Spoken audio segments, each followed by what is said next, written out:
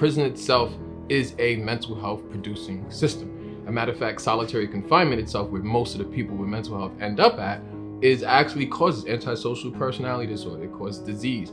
You're gonna have arthritis. You may have type 2 diabetes just from being in that compressed environment. People leave out of there with all kind of triggers and traumas, and I'll never be the same. My name is Mualimmak. I live with schizophrenia and bipolar disorder, and was incarcerated across city jails, county facilities, upstate for about 9 to 12 years. You know, living with mental health while incarcerated, there is no living, it's surviving. I don't think that there's a functional space for people with mental health inside of correctional systems, period. Whether it's jail, prison,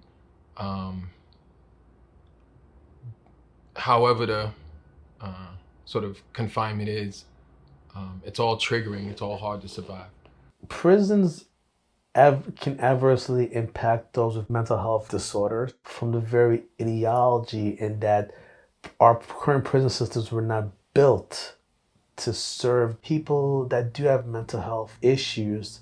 What happened is the unintended consequences of policies that were enacted in the 60s, 70s, and 80s.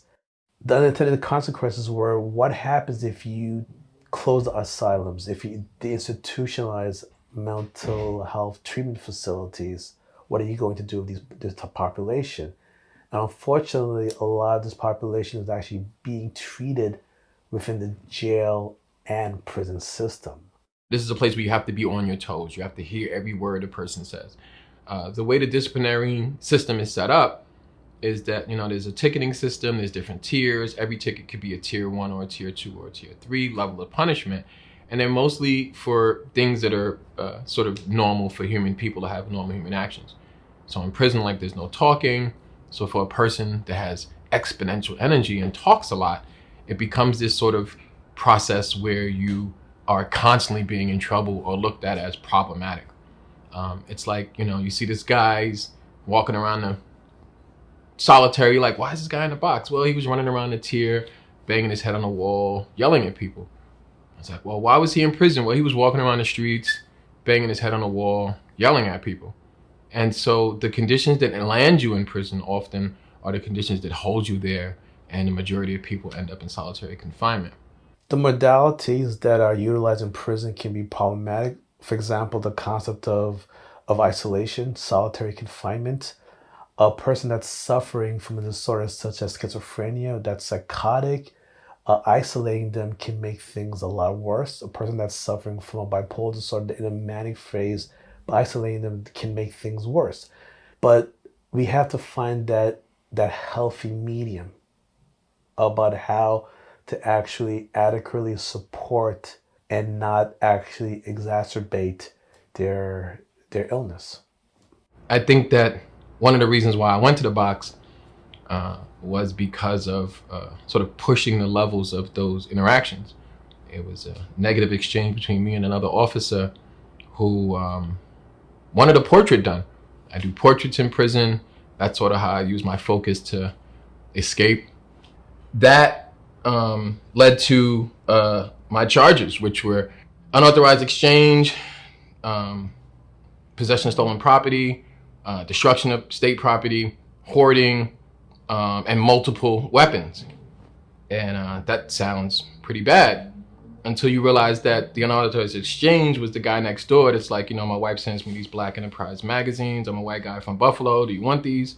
And it had his name on it. So if I said that he gave them to me, he would go to the box too, which would create another situation, being that he's a person of a different race. And hoarding was that I had 2 stamps over the limit.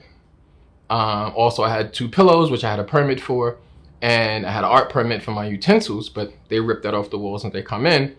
And the destruction of state property was because we rip up sheets to basically make a line to fish. And so those were some of the preliminary charges. But what really hurt me, I think, was the 12 sharpened wooden objects, which is how they wrote up pencils. And so you go to solitary for nonviolent reasons in some sense. When I was in Auburn, I was just barely holding on. And it was because I had filled my day. You only get 2 mods a day. So you can go to program or you can go to work, and that's it. I had 4 mods. So I was the volunteer porter on a tier. I taught kosher. I was the kosher inspector for the kitchen with the rabbi. I taught religious services 2 times a week. I worked in the school building 3 times a week. I also went to Cornell University as a student. And then I also was the block porter. And so it kept me in manic mode all the time. In bipolar disorder, you have these deep drops of depression. In prison, you can't do that. You'll die, or you'll find yourself in a hole that you can't get out of. And so for that, you keep yourself perpetually up. So caffeine and carbs is a regular diet, but keeping that adrenaline in my system.